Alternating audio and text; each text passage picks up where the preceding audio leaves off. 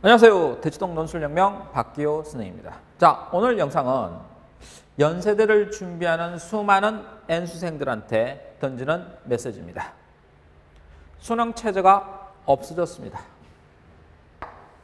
그리고 내신도 안 본다고 한 지가 오래됐습니다. 그 상황 변화에 가장 큰 충격적인 여파는 2020 모의논술의 변화입니다. 그러니까 전부 누구한테 유리하게 돌아가고 있어? 재수생들한테, N수생들한테 굉장히 유리하게 돌아가고 있습니다.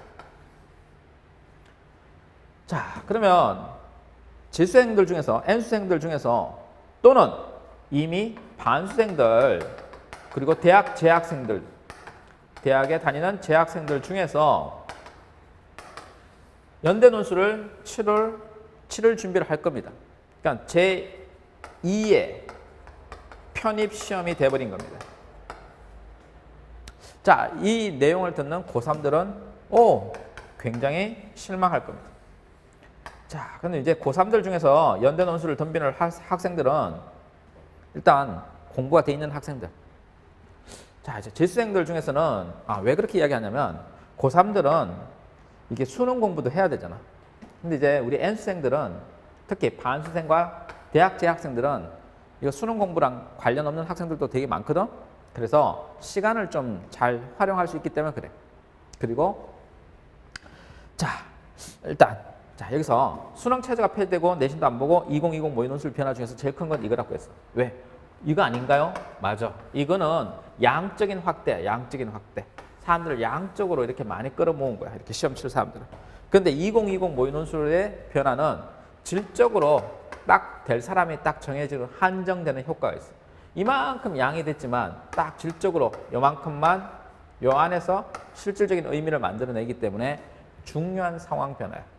그런데 그런 질적인 변화가 고3이 아니고 왜 이쪽인가요? 얘네들이 시간이 많기 때문에 질적 변화를 만들어낼 시간적 여유가 있어. 자, 그래서 대학에서 요구하는 수준을 잘 보면 영어 제시문이 들어왔어. 근데 이거 길어졌어. 길고 없던 게 생겼는데 굉장히 길어졌고 난이도도 굉장히 높아졌고 이게 열쇠야. 키가 돼. 이거 독해가 안 되면 다른 문제를 못 풀도록 만들어놨어.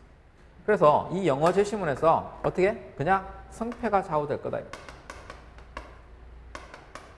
그러면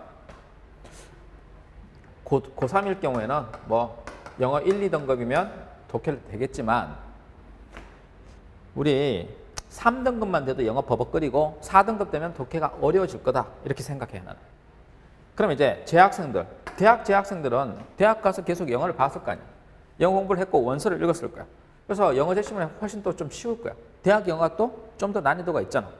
물론 공부한 대학생들을 이야기하는 거야. 다음 수리 통계 문제는 이거 그렇게 어렵지 않아. 그렇게 어렵지 않아. 이게 고3들은 수학을 열심히 해가지고 지금 공부하는 학생들, 구평을 준비하는 학생들은 수학 등급이 뭐 1등급, 2등급 나오면 굉장히 쉽게 풀 것이고 그리고 뭐 재학생들, 대학 재학생들, 대학생들, 그리고 반수생들 중에서 공부를 좀 작년에 한 학생들 같으면 이 수리 문제도 그닥 어렵지 않을 거다요. 어렵지 않았어. 통계 문제는 기본적으로 자료 해석이잖아. 자료 해석 문제는 좀 난이도가 떨어졌어. 과거에 비해서 좀 떨어졌어. 그래서 이건 좀 떨어졌다. 제시문 독해 수준과 비교하는 수준은 많이 떨어졌다. 과거에 비해서 그 치밀한 독해가 아니야.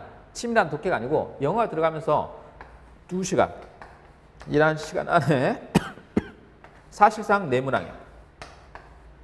사실상 내문항을 푸는 거야. 이렇게 해서 언어, 영어, 그 다음에 수리, 통계 자료 이렇게 사실상 내문항을 풀기 때문에 그냥 빨리빨리 푸는 속도전의 의미지 깊이 있는 깊이의 문제가 아니라고. 즉 비교 기준이 많이 완화됐더라고. 자, 그래서 이제 여러분들 어떻게 대비하느냐. 9월이 관건이다.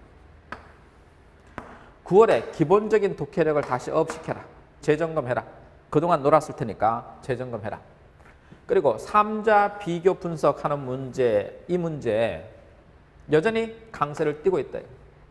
예전에 내가 예측했었어. 어떻게 예측했냐면 2017 학년도에는 이거 문제 바뀔 거다.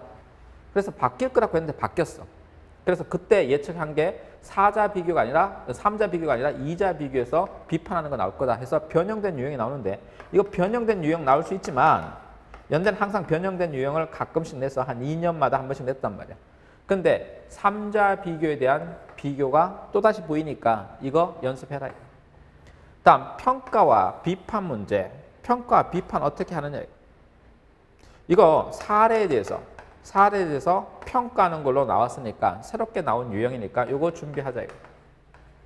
물론 그전에도 비판형, 평가형은 있었지만 조금 더 구체적인 사례에 대해서 언급하는 형식으로 바뀌었다. 그러니까 어떤 재심은 가, 나에서 재심은 다를 평가는 이런 식의 유형에서 이게 아예 사례 문제로 가버렸다. 그러니까 구체적인 문제로 구체화되더라. 다음 통계 자료 해석 여전히 중요하다. 그럼 이제 이런 것들은 어떻게 준비하느냐? 그냥 이건 논술의 기본들이야. 이런 논술의 기본들은 박 교수님 강의 중에 스텝 1 강의가 있어. 스텝 1 강의에 1권 빨간 책이 있고 2권 파란 책이 있어. 1권에서 보면 기본적인 독해 문제 다루고 있어. 비교 문제도 다루고 있어. 평가 문제도 다루고 있어. 2권에서는 뭘 하고 있어? 통계 자료 분석하는 방법이 나와 있어. 그러니까 바쁘더라도 일단 기본부터 다시 봐라. 논술을 그동안 손을 놨더라면 다시 보라. 다시 보고 9월 달에는 기본을 점검하라. 다시. 늦었다고 생각하지만 그게 제일 빠른 거다. 기본부터 하는 게. 이런 기본을 하면서 대학 측에서 발표한 2020 모의 논술을 한번 풀어보란 말이야. 네가 풀 수 있는지 한번 풀어보란 말이야. 자, 그리고 나서 9월 달에 10월 달로 이어질 때 2020 유형의 신유형 모의고사를 최대한 많이 풀어보라. 곳곳에서 제공할 거다. 박규 쌤도 제공할 것이고 다른 쌤들도 2020 신유형 모의고사 제공할 거다. 그거 최대한 많이 풀어봐라. 자, 그리고 마지막 일주일이 중요하다. 시험 치기 전 마지막 일주일 동안은 매일 한 문항씩 풀어봐라. 그러니까 7세트가 되는 거지. 자, 그거 풀어봐라. 풀었던 거 다시 또 풀어봐라. 무엇에 맞춰서? 단 2020 유형에 맞췄어. 그러면 어떻게 되느냐? 9월 달에는 기본에 초점을 맞춰서 기본 강의를 듣고 그리고 독해력이 필요하고 3자 비교가 필요하고 통계 자료가 필요하니까 과거의 기출문제가 있어요. 연대가 발표한 과거의 기출문제 있잖아. 그거 여러분들이 풀면서 독해력을 끌어올리는 거야. 그리고 통계 그래프 보는 거야. 쌤 그거 다 작년에 했는데? 맞아. 니네들이 작년에 연대 시험 본 학생들은 이런 거 다 풀었어. 맞아. 다 풀었어. 그래도 다시 풀어서 독해력을 다시 재점검하라고.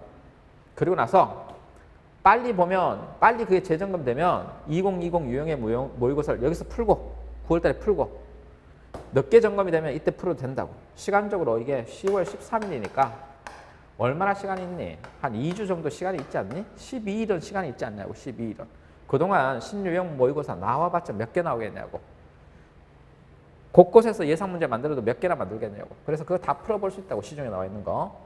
특히 마지막에는 가장 2020 유형에 맞게 수리 논술도 들어있고 영어 제시문도 들어있는 완벽한 유형의 모의고사를 매주 한 문항씩 풀어보는 게 좋겠다. 이거. 그럼 합격할 거다. 이거. 자, 그리고 박 교수님 모의 논술 문제, 박 교수님의 모의고사 강의를 듣고 합격한 학생이 있으면 연락을 주세요. 연락을 주시면 박교 논술 연구소로 연락을 주시면 그러면 소정의 상품을 드리겠습니다. 합격 선물 드리겠습니다. 고맙습니다.